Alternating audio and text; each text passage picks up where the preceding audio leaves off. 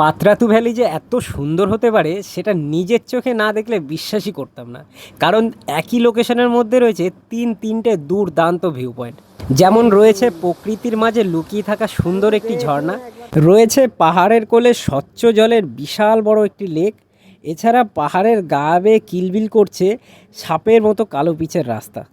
আর প্রকৃতির নির্জনতা ও নিস্তব্ধতার তো কোনো তুলনাই হবে না, শরীর মনকে চাঙ্গা করে তোলার জন্য যথেষ্ট।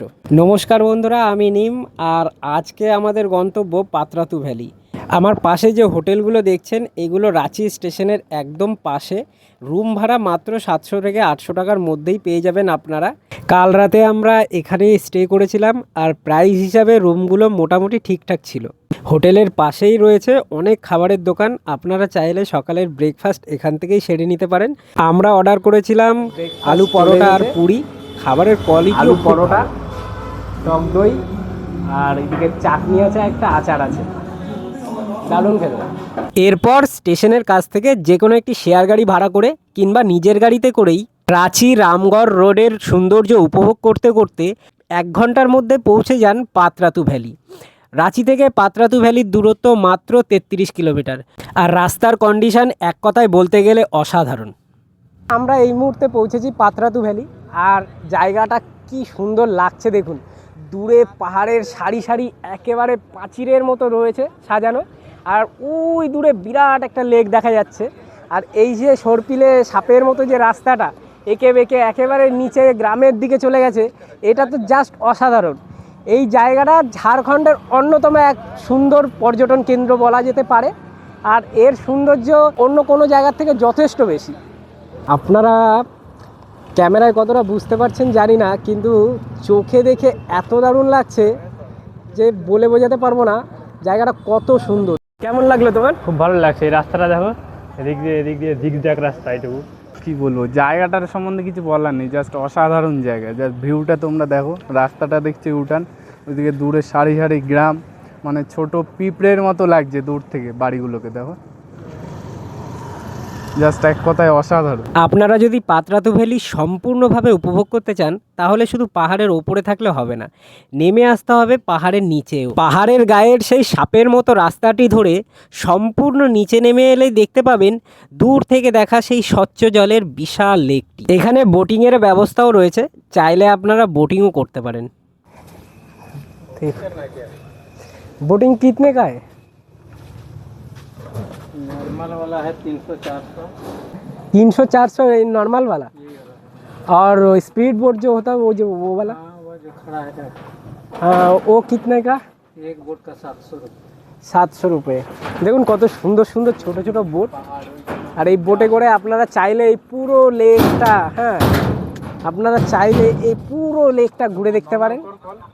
মাত্র 400 টাকা করে নেবে এক একটি বোটে, 4 জন কি 5 জন বসতে পারবেন। আর যদি আপনারা এই স্পিড বোটগুলো ওঠেন, দেখো এটা, এই স্পিড বোটগুলোয় ওঠেন তাহলে এইগুলোর ভাড়া পড়বে 700 টাকা। এখানটাও 4 জন কি 5 জন বসা যাবে অনায়াসে, আর আপনাদের এই পুরো লেকটা ঘুরিয়ে দেখাবে। দেখুন দূরে শুধু পাহাড়ের সারি সারি, আর তার মাঝখানে লেক। ওই ওপর থেকে যে লেকটা দেখতে পাচ্ছিলাম এইটাই সেই লেক।